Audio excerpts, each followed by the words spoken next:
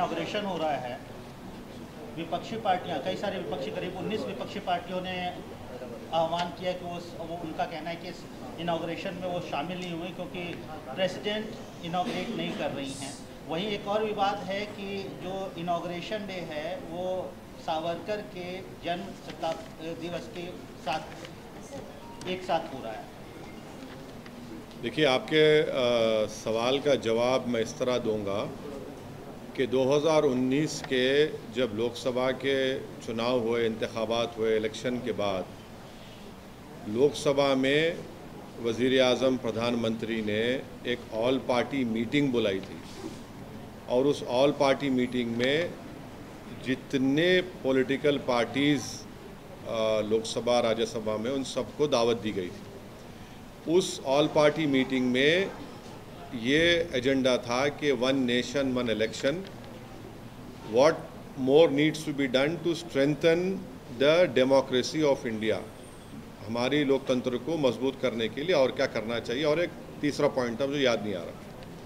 तो उसमें जितने पॉलिटिकल पार्टीज़ थे उन सब ने तकरीबन, जो मेरा मेमोरी अगर मेरी राइट है, तो सब ने एग्री हो गए थे वन नेशन इलेक्शन के लिए, सिवाय हमारी पार्टी के, जब मैं था और येचूरी साहब, और मैंने वन नेशन वन इलेक्शन को संविधान के बेसिक स्ट्रक्चर के ख़िलाफ़ करार दिया था और कहा था कि प्रधानमंत्री ये चाहते हैं कि देश में सिर्फ उनकी पार्टी मजबूत रहे और कमज़ोर कांग्रेस रहे और बाकी सब पार्टियां ख़त्म हो जाए।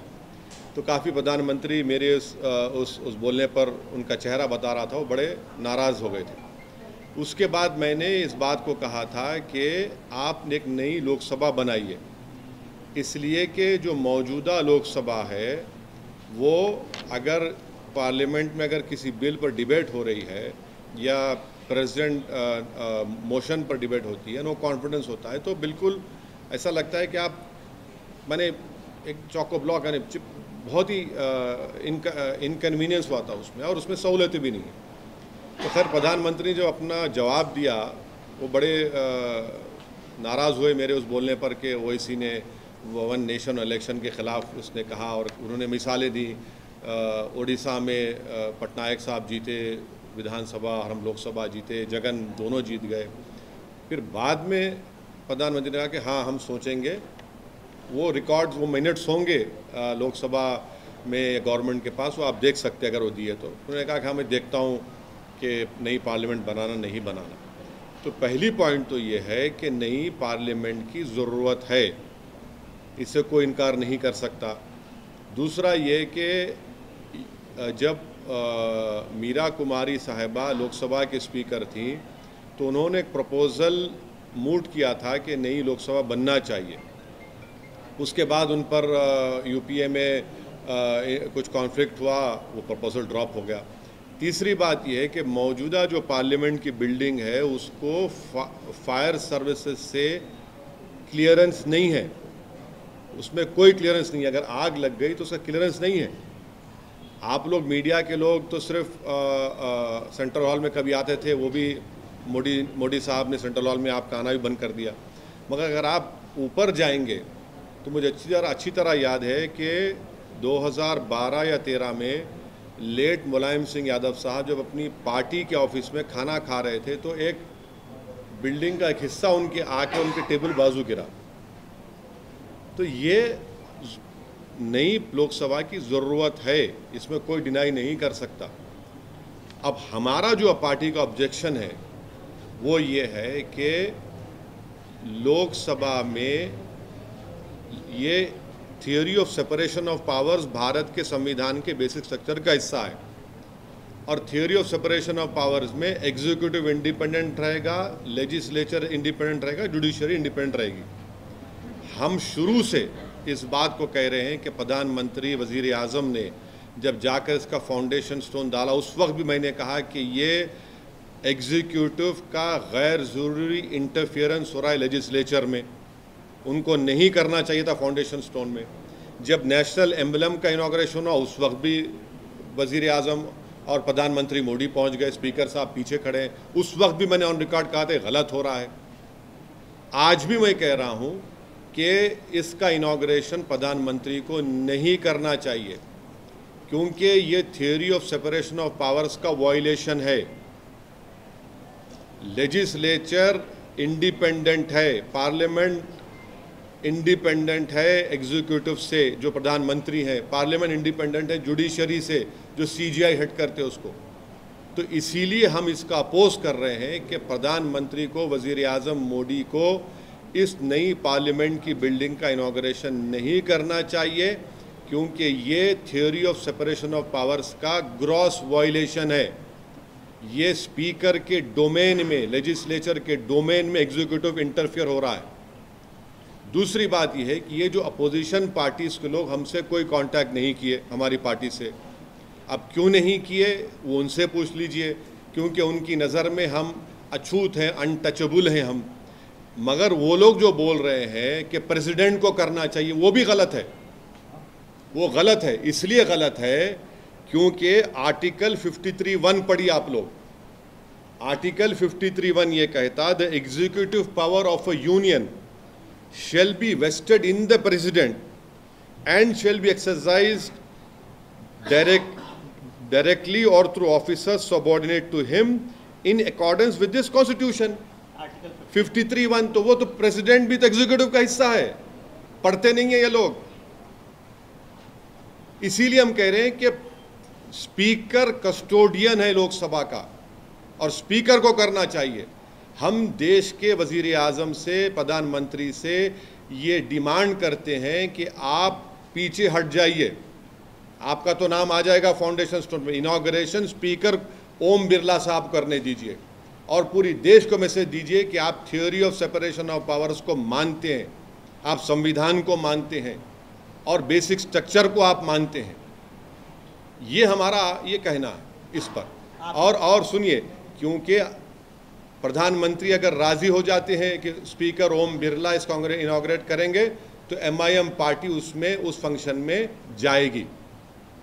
अगर प्रधानमंत्री हमारी बात को नहीं जाएगी, तो हमारा मानना यह है कि प्रधानमंत्री एग्जीक्यूटिव के तौर पर वो theory of separation of powers को कमज़ोर करना चाहते हैं, वो लेजिस्लेचर के डोमेन में हावी होना चाहते हैं, और ये हमारे बेसिक कॉन्स्टिट्यूशन के, संविधान के बेसिक स्ट्रक्चर का हिस्सा है। ये संविधान के लिए भी ठीक नहीं है, ये theory of separation of powers के लिए ठीक नहीं है, ये इंडिपेंडेंस ऑफ लेजिस्लेचर के लिए ठीक नहीं है। अगर प्रधानमंत्री, वज़ीर आज़म बज़िद है कि मैं ही करूँगा इसका, तो फिर हम इस फंक्शन में शिरकत नहीं करेंगे। सावरकर के जन्मतिथि पे कर रहे हैं, अगर ओम बिरला करते हैं तभी भी जाएंगे सावरकर?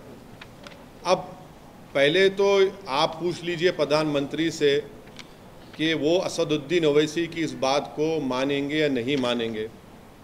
जब अगर वो पब्लिकली कहेंगे कि ओम बिरला साहब स्पीकर हैं और वो इनॉग्रेट करेंगे, तो फिर आप आकर हमारे सामने माइक पकड़ के खड़े हो जाइए, हम आपको बता देंगे।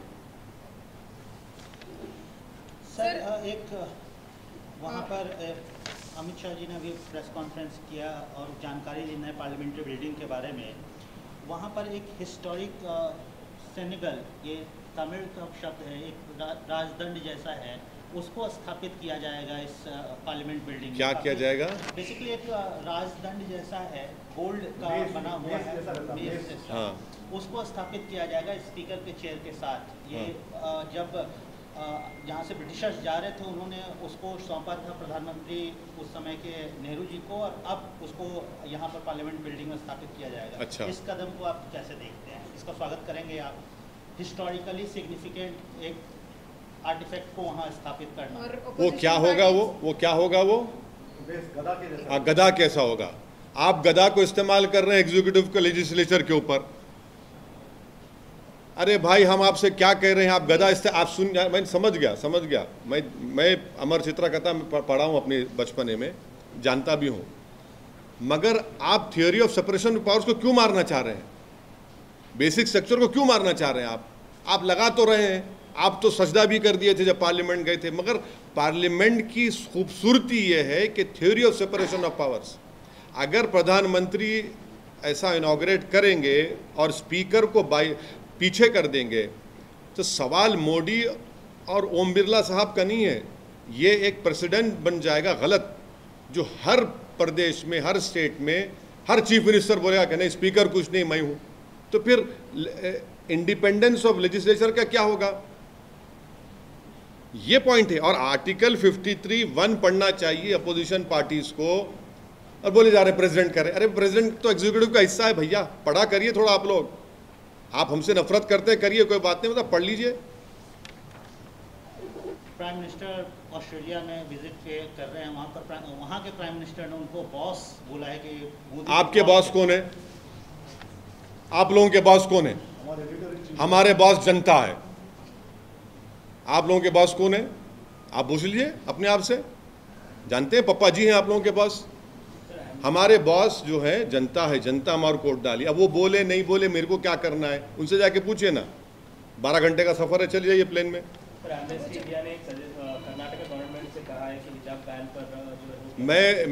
हम शुरू से इस बात का डिमांड कर रहे हैं कि हिजाब बैन अनकॉन्स्टिट्यूशनल है, जो बीजेपी की सरकार ने किया था। वो आर्टिकल 29 राइट टू कल्चर का ब्लेटेंट वायलेशन है, ग्रॉस वायलेशन है। ये हम शुरू से कह रहे हैं। कोई क्या कहता है नहीं कहता, हमको मतलब ये, हमारा कंसिस्टेंट स्टैंड ये है कि राइट टू कल्चर एक अनफेटेड फंडामेंटल राइट है संविधान में, और मुझे उसका प्रोटेक्शन हासिल है।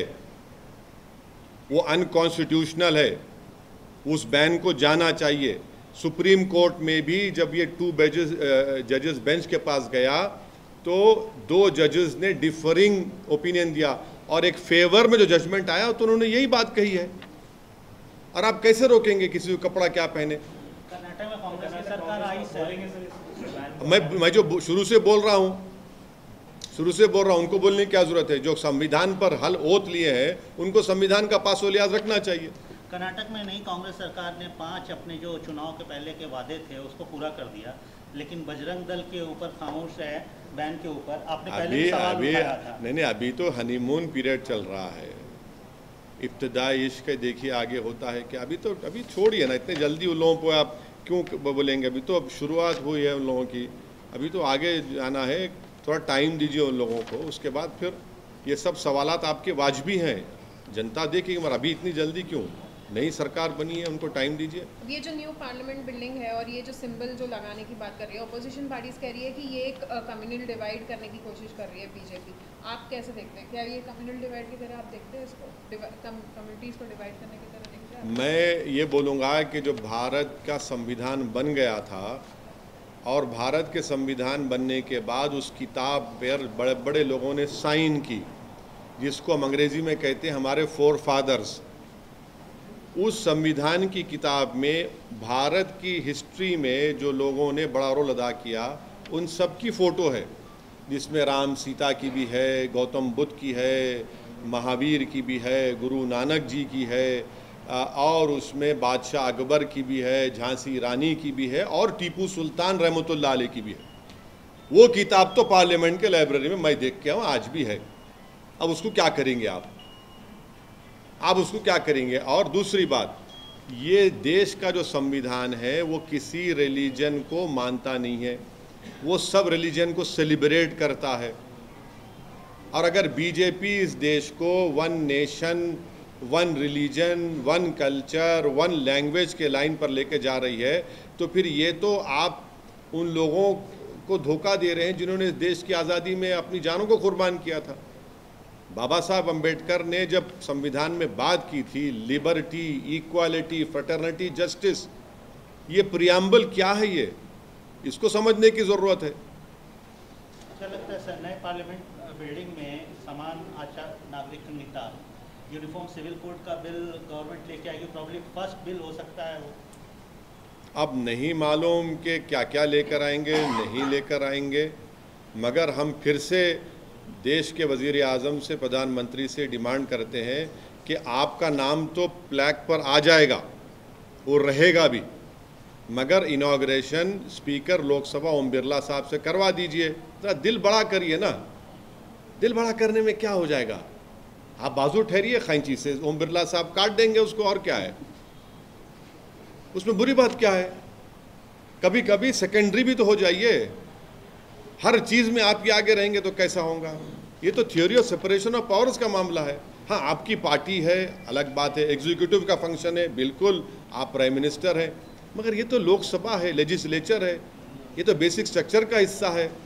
इसमें भी आप सामने रहेंगे तो कैसा होगा बताइए। फिर संविधान पर आपने ओथ लिया है, आपने तो सजदा किया है पार्लियामेंट के सामने, आपने संविधान को चूमा है। सर, एक और इम्पोर्टेंट जो बात चल रही है आजकल ऑर्डिनेंस को लेकर के, दिल्ली सरकार वर्सेस सेंटर, जिस प्रकार से सेंटर में ऑर्डिनेंस, देखिए सुनिए, ऑर्डिनेंस जो लाया गया है सुप्रीम कोर्ट के जजमेंट के बाद लाया गया है, लीगली सरकार को राइट है ऑर्डिनेंस लाने का, मगर एथिकली उनको राइट नहीं था। लीगली तो राइट है, एथिकली उनको राइट नहीं था। जब सुप्रीम कोर्ट ने कह दिया तो आपने ऑर्डिनेंस ला लिया, उनको लीगली राइट है। अब हम ये पूछना चाह रहे वो हमारे छोटे रिचार्ज की पार्टी से कि आर्टिकल 370 जब पार्लियामेंट में आया था तो आपने बीजेपी को सपोर्ट क्यों किया? आज आप रो रहे हैं, आज आप रो रहे हैं। कल हम जब पुकार कर कह रहे थे कि आपने सपोर्ट क्यों किया 370 का।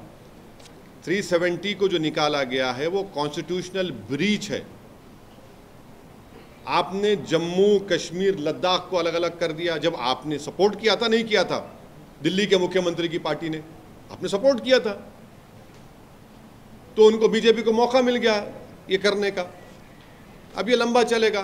अब पार्लियामेंट शुरू, अब देखिए अब सुप्रीम कोर्ट खुलेगा, छुट्टियां शुरू होंगी, वहां पर जाएगा मसला ये, तो सरकार की तरफ से बोला जाएगा कि हम मानसून सेशन में बिल ला रहे। अब बिल आएगा, बिल में बीजेपी के ने ब्रूट मेजॉरिटी है, बिल आ जाएगा, फिर सुप्रीम कोर्ट जाइए, चलिए जंग चलिए, वहां चलते रहेगी। ये देखिए आप, व्हाट अंग्रेजी की कहावत है, what goes round comes around, ये उनसे हुआ है। आप 370 क्यों सपोर्ट किया बताइए? 370 आपने सपोर्ट किया ना, नहीं किया?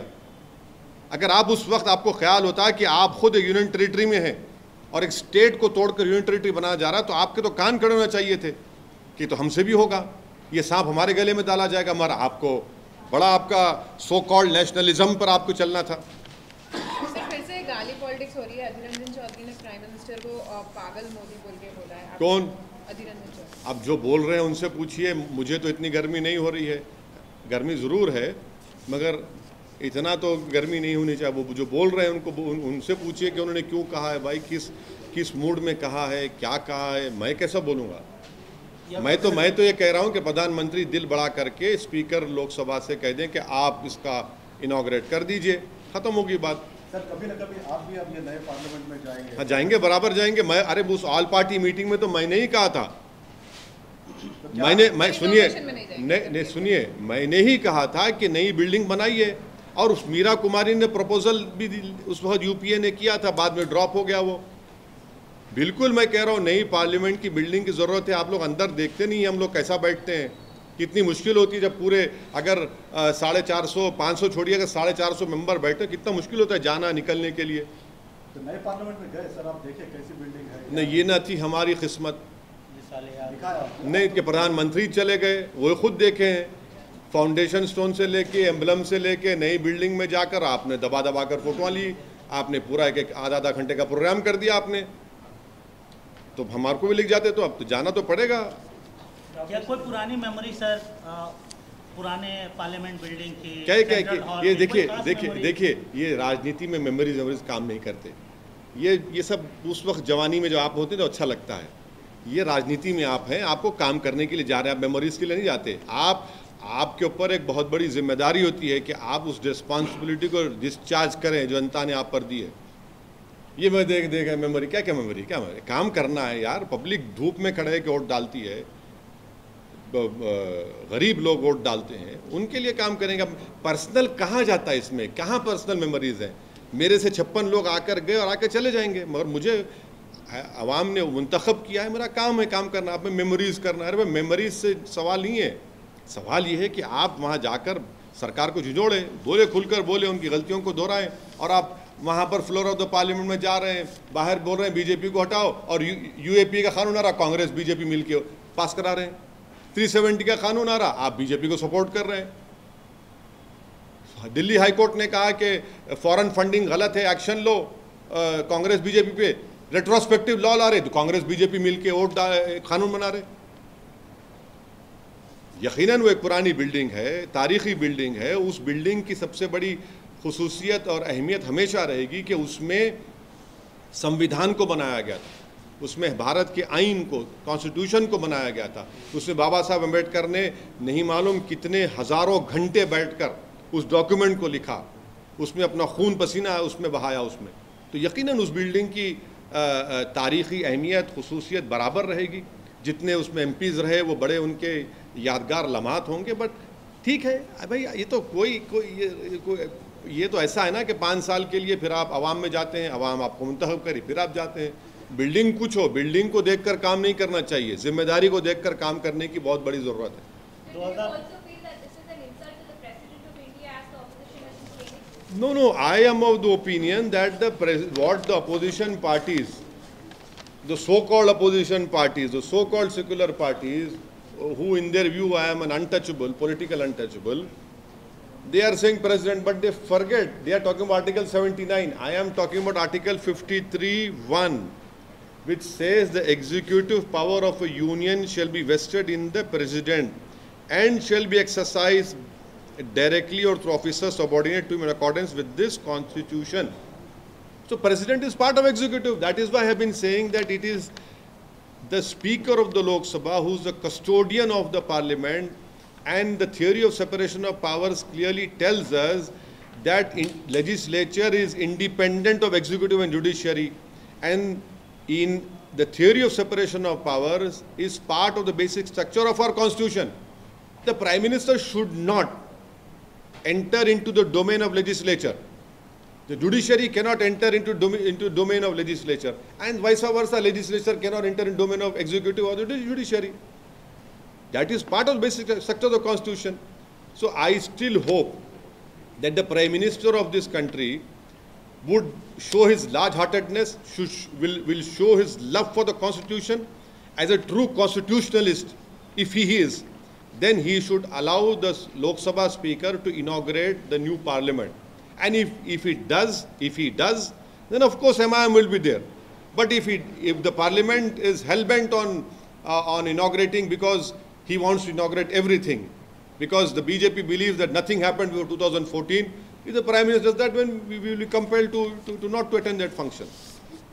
But please remember that in 2019, the first all-party meeting which was held after the Lok Sabha results had come out, I had demanded that a new parliament building should come up, and I'm sure that the Lok Sabha or the Prime Minister office must be having those minutes. I had raised this issue. Sir, यहाँ पे भी अब elections होने वाले हैं, आप भी ताबड़तोड़ इनॉग्रेशंस कर रहे हैं, मोदी भी जा रहे हैं, हाँ, तो क्या MIM शुरू कर दिया यहाँ का? देखिए, इलेक्शन के लिए तैयारी करना ये MIM की फितरत में नहीं है। आवाम की खिदमत करना 24 घंटे ये MIM की मिजाज में है, ये MIM की सोच में, MIM की फितरत है। इसीलिए कोई पॉलिटिकल पार्टी का दफ्तर इतना बड़ा नहीं है दारुस्सलाम की तरह, जहां पर हफ्ते में 6 दिन बग़ैर किसी की रोक टोक के 6-7 MLAs, 1 MP, 2 MLC, पूरे कॉरपोरेटर्स MIM के मेंबर बैठे रहते, आवाम की खिदमत के लिए। जनता आती यहाँ पर, जनता दरबार में अपना काम करा के जाती। तो इलेक्शन की तैयारी वो पार्टी करते हैं जो 4.5 साल सोते रहते हैं, आवाम की खिदमत नहीं करते, और इलेक्शन से 6 महीने पहले, जैसा हम उर्दू में हैदराबाद में बोलते बासी कड़ी को उबाल आ गया, तो उस तरह के काम करते। हम लोग 5 साल दबा के देख को गर्म रखते। अब उसमें कभी क्या क्या पकता अलग बात है, बट हम लोग कंसिस्टेंटली आवाम के दरमियान में रहते हैं। और ये हमारे लिए नई बात नहीं है, ये इस रिवायत को, इस रिवाज को, इस स्टाइल को, इस पॉलिटिकल खिदमत के तरीक़े को हमारे लेट सालार सुल्तान सलाहुद्दीन ओवैसी रहमतुल्लाह अलैह ने शुरू किया था। ये जारी रहेगा, ये हमारा काम करने का तरीक़ा है। वो दूसरे पॉलिटिकल पार्टीज जो है 4.5 साल सोते और हैदराबाद में बोलते मैले आँखा लेके ऐसा आँखा मल के उठते, और इलेक्शन आ रहा चलो भागना है। तो ऐसा नहीं होता। हम लोग कंसिस्टेंटली काम करते, आवाम में रहते, और ये आवाम देखती हैदराबाद की, इसीलिए हमको वोट डालती, कामयाब करती। अब मजलिस के जो मुखालिफिन हैं वो क्या ही इल्ज़ामात लगाते, हमको उसकी फ़िक्र नहीं है। हम अपना काम करते, बोलते ना our work is our identity. ये MIM का असल काम करने का तरीका है। कितनी सीटों पे कोई अभी तो वो बात आपको चुनाव का जब इलेक्शन कमीशन आएगा अपना डेट्स बोलेंगे, अक्टूबर नवंबर में होंगे, शायद जब भी होंगे, देखेंगे जब बोलेंगे आप।